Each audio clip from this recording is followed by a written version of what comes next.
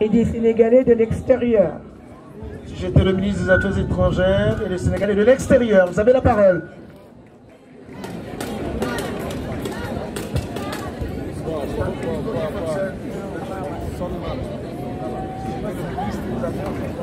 Et des Sénégalais de l'extérieur.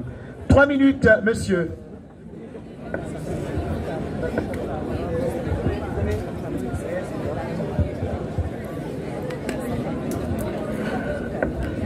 Mes très chers compatriotes, je voudrais aujourd'hui vous dire bonsoir.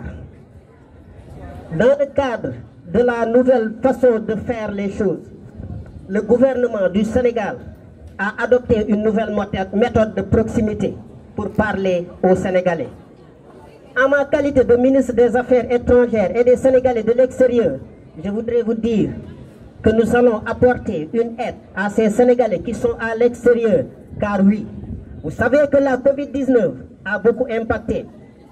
Et dans beaucoup de pays, on parle de deuxième ou de troisième vague. Et par conséquent, nous allons mettre en place un autre fonds de 200 milliards à notre chère diaspora, car ils participent énormément dans notre économie. Et nous ne pouvons pas les regarder souffrir, vous savez. Ils ont un apport considérable. Mais également, vous savez que dans l'actualité aujourd'hui, nous avons ces gens qui prennent les pirogues pour l'immigration clandestine. C'est aussi une abomination. Ces pertes humaines, il faudra qu'on en parle, mes très chers. L'État va mettre en place, va surveiller les côtes afin que ces gens qui prennent ces pirogues avec les forces de l'ordre et les gardes-côtes pourront surveiller afin qu'il n'y ait plus d'immigration clandestine. Mais également, une nouvelle qui va peut-être plaire aux hommes. Mesdames, messieurs, vous savez que dans beaucoup de pays, il y a la liberté de culte qui est occultée. Dans beaucoup de pays de la diaspora, on interdit la polygamie. Et nous allons mener un combat pour que, si eux, ils peuvent pratiquer leur religion comme il se doit, les Sénégalais aussi pratiquent leur religion comme il se doit. L'État doit être fort. Un État doit être fort et nous allons incarner cette force. Je me rappelle d'ailleurs de cette citation. Quand l'État est fort, il nous écrase. Et quand il est faible, nous périssons. Et nous allons établir un État fort. Mesdames, messieurs, beaucoup de Sénégalais aussi vivent dans l'irrégularité à l'extérieur. Un manque de papier. Et nous allons mettre en place un comité plutôt, je dirais, un comité qui va se charger de cela, leur trouver une place dans ces pays. Car quand on est dans un pays et qu'on est sans papier, il y a énormément de difficultés que l'on peut rencontrer.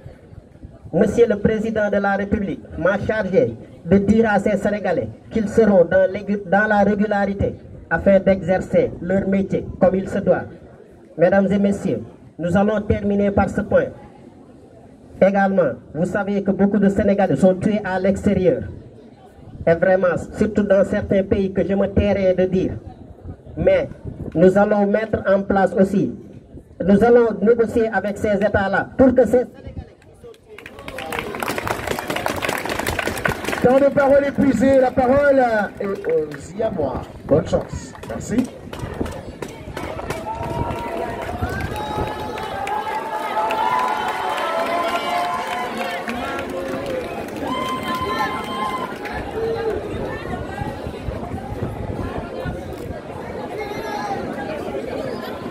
L'erreur ne se regrette pas, elle s'assume. La peur ne se fuit pas, elle s'affronte. L'amour de servir la nation ne se crie pas, elle se prouve. En mes qualités de représentant des Sénégalais de l'extérieur, mesdames, messieurs, ces Djambars qui sont souvent victimes d'agressions, qui sont souvent agressés, abusés, violés, torturés, humiliés ou même tués parce qu'ils ne sont pas dans leur état naturel. La première chose que je ferai, c'est d'essayer de veiller à leur bien-être, d'améliorer les conditions de vie de ces Sénégalais, parce qu'un Sénégalais reste avant tout ma priorité.